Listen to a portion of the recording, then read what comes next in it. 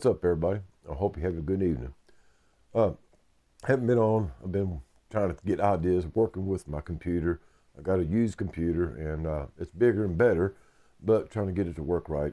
And working with me, well, it ain't working. So anyway, I've been drawbacks, and plus I've been trying to work with artificial intelligence to help me form ideas and get things together for that. And last couple of days, that ain't working. So here we are.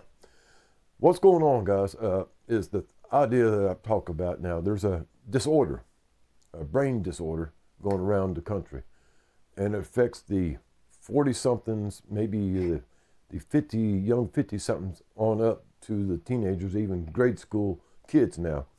And it is CCDD, CCDD. Other people call it CDB, CDB. And it is a brain disorder, and people are losing touch with reality and things like this. It is something that's recently been discovered, and they'll be talking about it soon on the news. It is chronic cognitive dissociative disorder, or also it is called cognitive dissociative behavior. This is something new that's coming into the science field, that people are actually losing touch basically with what reality is, law and order, social norms, morality, and things like this.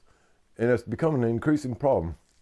Researchers have found that it actually started back perhaps in the late 80s and early 90s, and it's progressed to what we see now. We see the results of these people running around here without no consequences for their behavior.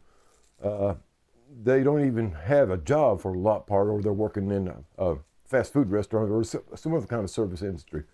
But a lot of these people have no compulsion for doing whatever they want to, or acting any way they want to, or saying anything they want to, without any consequences, without no repercussions for their behavior. Most of us know that as we grew up, there was consequences for your behavior, whether they were good or bad consequences, but there were consequences. Sometimes we got our ass kicked. Sometimes we got praised. We got high marks in school or something. But you know the drill. There was consequences. You paid for the actions that you did, whether they're good or bad. Some people, including myself, has gone to jail for these actions that we've taken. So we have lost that consequences, the repercussions for their actions and their words. And of course, as young people, as they are, one of the most important jobs of people, of young people, children, is to test every limit they can. And since the mid or late 80s on, we have seen an increasing number of single-family homes, mothers raising children.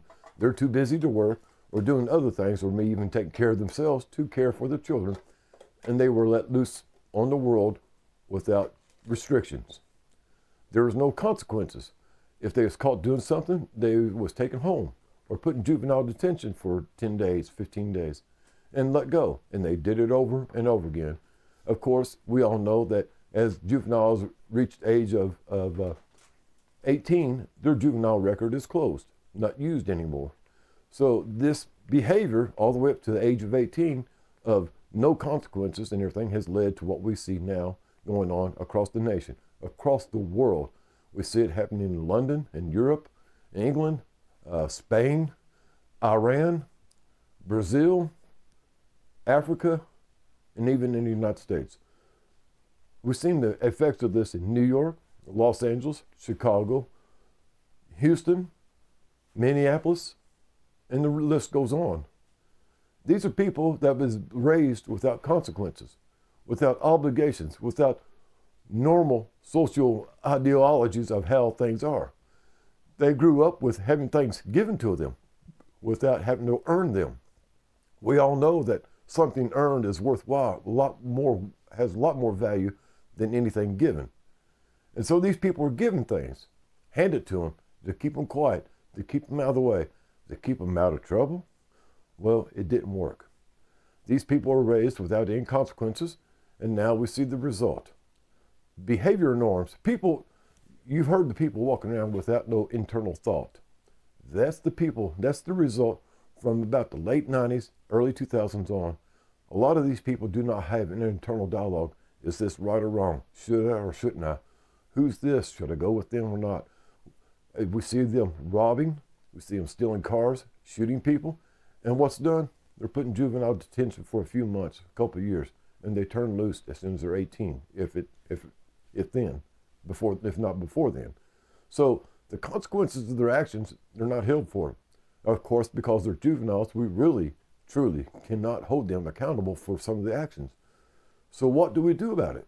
Do we force them into internment camps, confinement camps, where they have to work off this debt to society that they've created, that their parents and their grandparents have created through neglect and losing obligation to the family structure?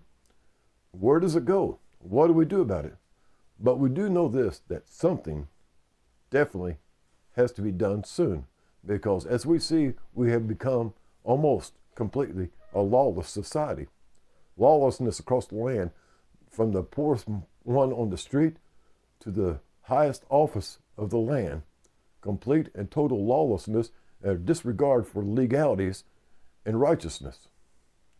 Where are we going to go, guys? Where is it going to go? But we've seen the start of this.